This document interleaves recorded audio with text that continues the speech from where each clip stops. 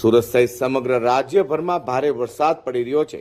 હવામાન વિભાગ દ્વારા કરેલી આગાહી વચ્ચે ધોધમાર વરસાદ પડી રહ્યો હોય જેને લઈને અનેક જગ્યાએ પાણી ભરવાની ઘટનાઓ બની છે, ત્યારે એસટી બસને પણ અસર થવા પામી છે।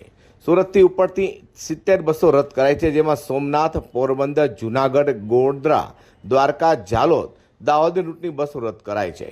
આ રૂટ પર રોજ 70 થી વધુ બસો ઉપડતી હોય છે। બસો રદ કરાતા સુરતમાં 1000 થી વધુ મુસાફરો અટવાયા હતા।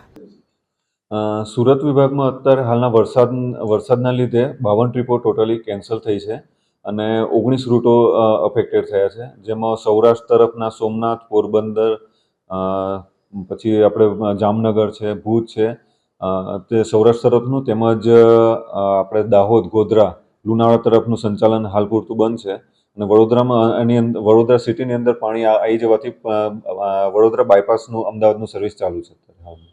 સર, આ રૂટો પર રોજની કેટલી બસો જતી હોય છે અને કેટલા મુસાફરો પ્રવાસ કરતા હોય છે?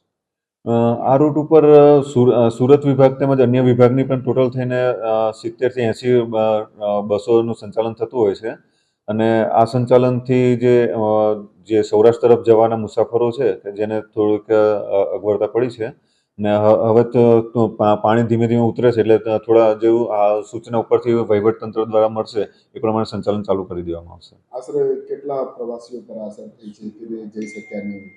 આશરે 500 થી 1000 પબ્લિક હોય છે કે જે રૂટીન અમારી બસો હોય છે ને એની અંદર મુસાફરી કરતા હોય છે, પણ જે સાવચેતીના પગલા રૂપે એ લોકોએ અત્યારે હાલ મુસાફરી ટાળી છે।